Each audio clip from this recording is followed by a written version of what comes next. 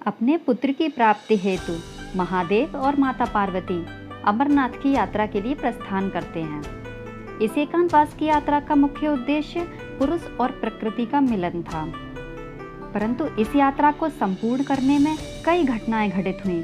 महादेव ने सबका त्याग क्यों किया, किसे कहाँ छोड़ा शिव ने, इन सब का वर्णन आज हम इस वीडियो में करने जा रहे हैं। नमस्कार, सनातन संस्कृति में आप सभी का स्वागत है। अमरनाथ यात्रा के रहस्य को जानने के लिए वीडियो के अंत तक बने रहें और अगर आपको ये वीडियो पसंद आए तो उसे लाइक ज़रूर करें।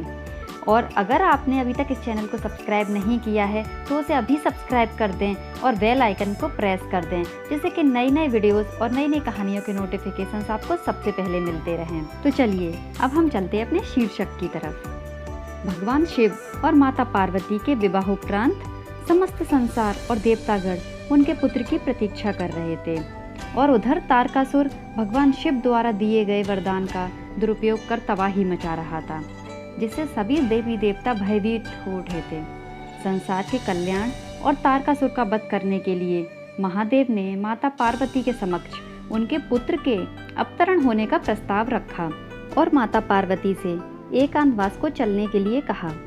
तो माता ने अमरनाथ की गुफा की इच्छा प्रकट की, क्योंकि वे चाहती थीं कि उनके पुत्र का सृजन प्रेम के आधार पर ही हो। तत्पश्चात महादेव और माता पार्वती कैलाश पर्वत से अमरनाथ की ओर प्रस्थान करने लगे। यात्रा के दौरान महादेव ने अपने सभी तत्वों और निमित्त का त्याग करने का निर्णय लिया। सर्वप्रथम उन्होंने अपने सर्वप्रिय नंदी का परित्याग किया और नंदी से वहीं कुछ समय के लिए विश्राम करने को कहा। अब नंदी जी भला कहाँ अपने प्रभु की आज्ञा की अवहेलना कर सकते हैं। बिना किसी प्रश्न के अपने प्रभु की आज्ञा को सिरोधार्य मानकर वो वहीं रुक गए। जिस स्थान पर महादेव ने नंदी का त्याग किया था वो स्थान बेलग्राम के नाम से जाना गया तथा आगे चलकर पहलगाम नाम से प्रसिद्ध हुआ। अपने प्रिय नंदी का त्याग करने के पश्चात भगवान शिव ने कुछ दूर चलकर अपने मस्तक पर विराजमान चंद्रदेव को कुछ देर विश्राम करने को कहा। जिस स्थान पर महादेव ने चंद्रमा का त्याग किया था वह स्थान चंदनवाड़ी के नाम से जाना जाता है। इस स्थान का कण कण पवित्र माना गया है। मान्यता है कि अपने शरीर का भभूत और चंदन भी शिव जी ने इसी स्थान पर उतार दिया था।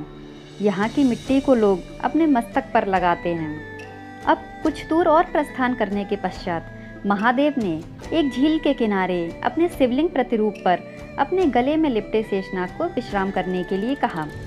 जिस स्थान पर महादेव ने शेषनाग का त्याग किया था वो स्थल शेषनाग झील के नाम से प्रसिद्ध है और आज भी अमरनाथ यात्रा के मार्ग में स्थित है।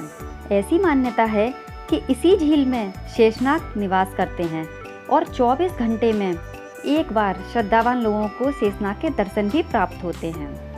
अभी तक की सभी घटनाओं को माता पार्वती चुपचाप देख रही थीं, किंतु फिर उनसे रहा ना गया और उन्होंने भगवान शिव से पूछा, स्वामी ऐसा क्या कारण है जो आप अपनी हर प्रिय वस्तु और प्रियजनों का त्याग कर रहे हैं।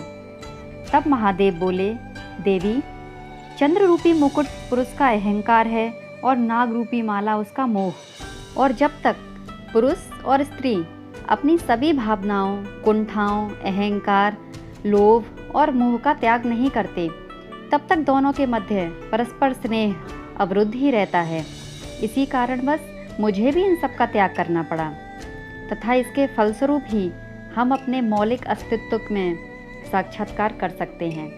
प्रेम और प्रेम की अभिव्यक्ति के मध्य सांसारिक भेदों का कोई अर्थ नहीं।